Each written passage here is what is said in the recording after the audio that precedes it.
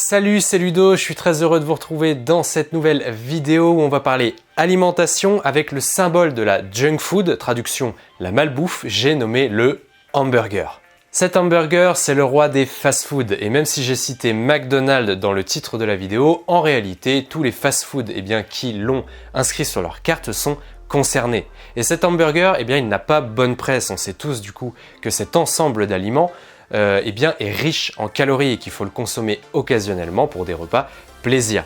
Pour autant, c'est un peu comme la pizza, on se dit que si on le faisait maison, ce serait mieux que si on le consommait chez des fast-food en fait. L'aliment serait plus sain, il serait également moins calorique. C'est la question que je vous pose. Et si les hamburgers que l'on faisait maison étaient aussi caloriques que ceux que l'on consomme dans les fast-food? Je réponds à tout ça dans cette vidéo, en plus de vous montrer une recette rapide, très simple de hamburger que vous pourrez reproduire chez vous.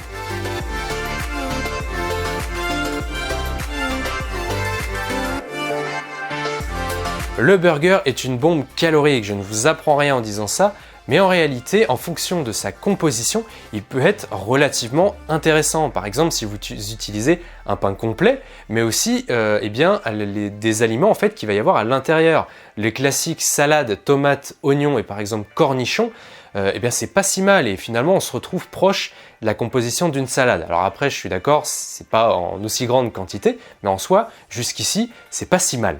Au final, cet hamburger, on met du cœur à le composer. On va pouvoir justement mettre différentes couches d'aliments et c'est là que ça peut être l'escalade parce qu'à côté de la salade et des tomates, on peut rajouter des éléments qui sont plus gras. Et finalement, on peut rapidement atteindre le score calorique, par exemple du Big Mac, qui sur le site du coup de McDonald's atteint les 503 calories, on va dire 500. Et je vous assure que même un burger maison peut rapidement atteindre ce score-là extrêmement rapidement. Et honnêtement, il ne sera pas facile, même avec les recettes sur le net, d'atteindre un burger qui soit à moins de 400 calories. Ou alors, sinon, votre burger, vous allez voir qu'il est très très pauvre au niveau des couches d'aliments. Et ça, c'est plutôt dommage.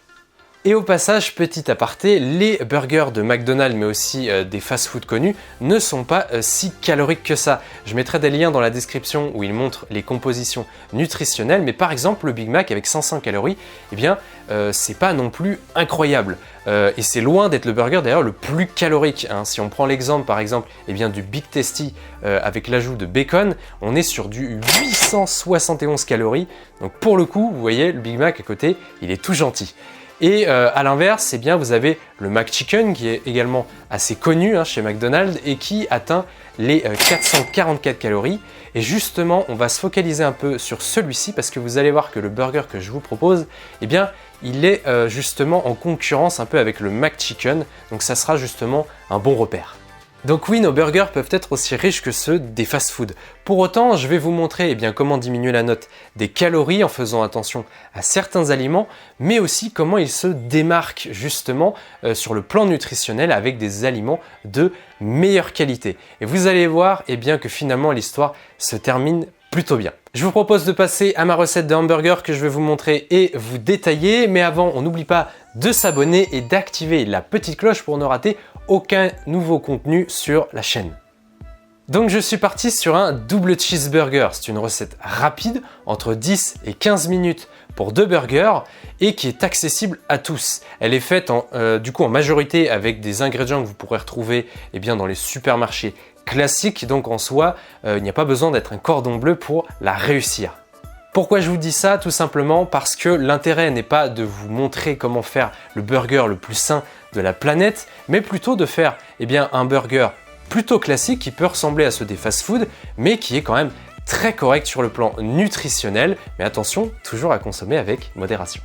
Donc je pars sur un pain à hamburger complet et bio qui va être plus riche en nutriments qu'un pain blanc classique, comme par exemple qui va avoir davantage de fibres.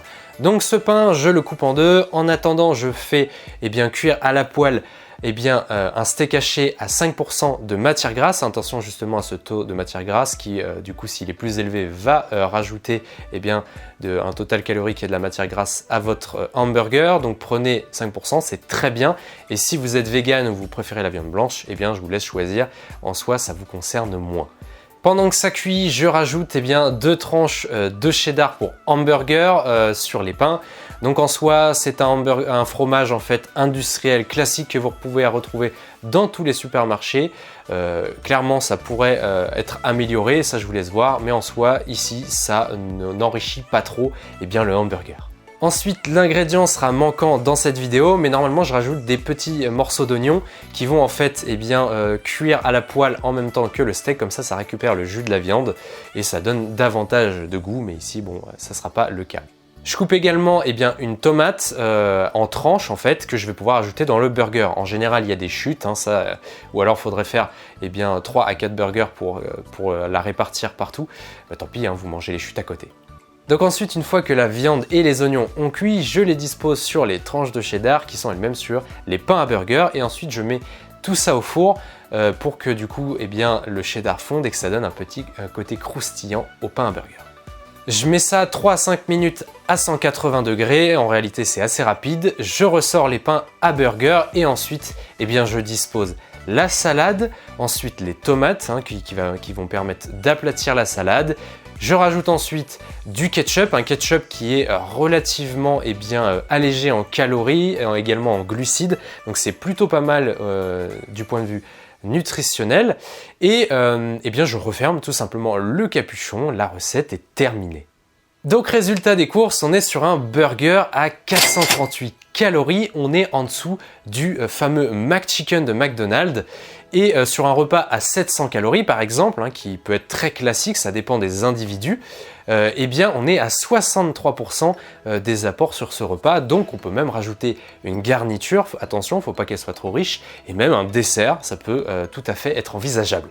Par rapport au tableau nutritionnel du hamburger que j'ai fait, on peut voir tout simplement que les 3 éléments qui peuvent être extrêmement riches, au moins dans cette recette, ce sont le pain, le steak et également les fromages. Donc on voit tout de suite que ces 3 éléments sont en fait ceux pour lesquels il faut diminuer au maximum les calories mais également les matières grasses et les sucres ajoutés.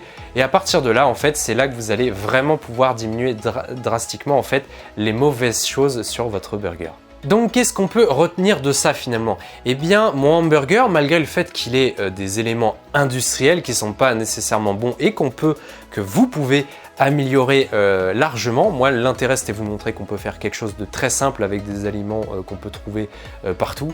On est capable de faire un burger qui soit relativement correct. Donc vous avez de la marge pour descendre encore.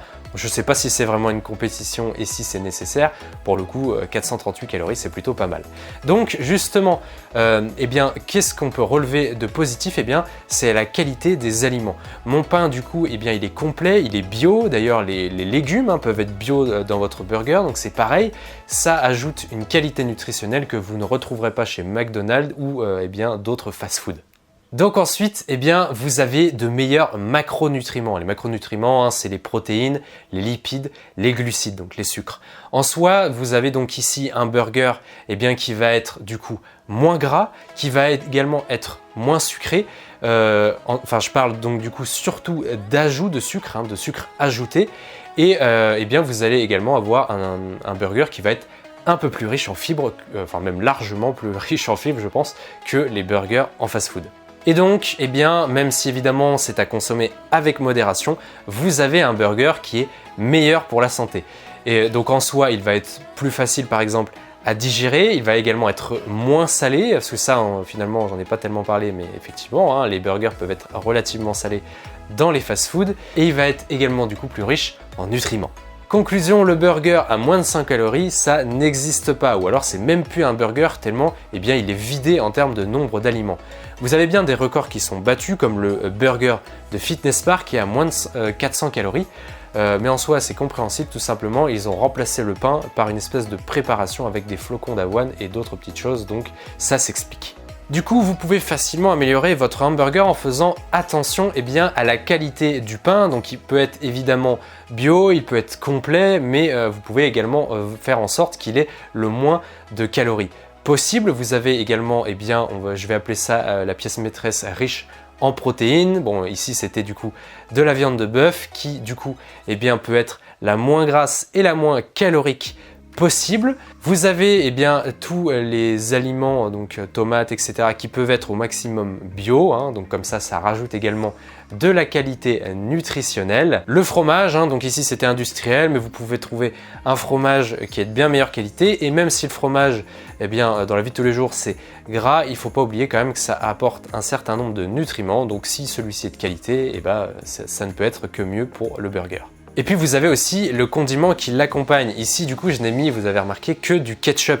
Par exemple, il y a des sauces burgers qui sont bien plus riches en calories et ça aurait fait eh bien, monter la note en flèche. Pour le coup, si vous en mettez pas du tout, eh bien ça règle le problème, mais en soi c'est un débat. Est-ce qu'un burger peut être sans sauce ? Ça, c'est à vous de voir. Il ne faut pas oublier ensuite que le hamburger, eh bien, c'est un cousin du sandwich, ça veut dire 2 tranches de pain dans lesquelles vous allez mettre une multitude d'éléments et qui vont vous faire un repas complet. Donc ça veut dire eh bien, qu'il faut faire également attention surtout à la garniture et aux desserts qui peuvent paraître innocents sur le coup, vous les ajoutez à votre hamburger, mais probablement que c'est eux qui vont rajouter eh bien, un total excessif en calories. Par exemple, eh bien, le Big Mac qui fait 500 calories tout seul, même s'il n'est pas top en richesse en nutriments, eh bien, c'est surtout ce qui va l'accompagner qui peut être catastrophique. Donc faites attention effectivement à l'accompagnement du burger qui, à lui seul, peut être finalement le piège. Et je vous invite notamment à regarder les frites qui sont THE accompagnement pour le hamburger. Et donc du coup, regardez bien le total calorique des frites que vous avez au 100 grammes. Vous allez voir que ça peut monter très très vite. Ensuite, ne surchargez pas évidemment votre burger. Si vous rajoutez trop d'éléments, trop de tranches de fromage, etc., forcément ça monte extrêmement vite. Donc tout simplement, faites-le relativement light. Le mien passe encore, j'aurais pu rajouter encore des cornichons, etc. Mais voilà, faites attention effectivement que ça reste relativement correct parce que croyez-moi, ça monte très très vite, notamment si vous rajoutez un peu comme le Big Mac, des tranches de pain en plus supplémentaires, ça monte vite. Et ensuite, eh bien évidemment, ça je vous le rappelle pas, le burger est un repas occasionnel. Je suis pas en train de dire que c'est un mauvais repas ou au contraire qu'il faudra en manger plus souvent. C'est juste qu'on peut le rendre relativement sain, mais ça reste quelque chose d'occasionnel. Voilà, j'espère que cette vidéo vous a plu. Vous retrouverez du coup en description davantage de détails qui vont enrichir eh bien, cette vidéo. Je vous invite dans les commentaires à donner vos recettes, par exemple de burgers. Vous pouvez également dire ce que vous avez pensé, les éléments qui vont pouvoir vous aider par la suite, etc. Donc pour rappel, mon hamburger, c'est pas le champion du monde et c'était pas non plus l'intérêt de la vidéo. L'intérêt, c'est qu'il soit accessible à tous et de vous montrer qu'un burger maison peut être relativement simple à diminuer en calories. Pareil, j'ai pas tellement insisté sur le taux de fibres, sur le taux de matière grasse, sur le taux de sucre et de protéines. Mais bon, vous retrouverez du coup en description le détail et vous verrez que finalement on est sur des taux relativement corrects. Il n'y a pas évidemment que les calories dans la vie. Si cette vidéo vous a plu, je vous invite à liker, à partager également la vidéo. Je suis sûr que dans votre entourage, vous avez une multitude de personnes qui adorent le hamburger et qui, pour le coup, pourraient appliquer ces conseils. Évidemment, on n'oublie pas de s'abonner et d'activer la petite cloche pour ne rater aucun nouveau contenu. Et puis moi, du coup, je vous dis à très bientôt pour une nouvelle vidéo. Salut!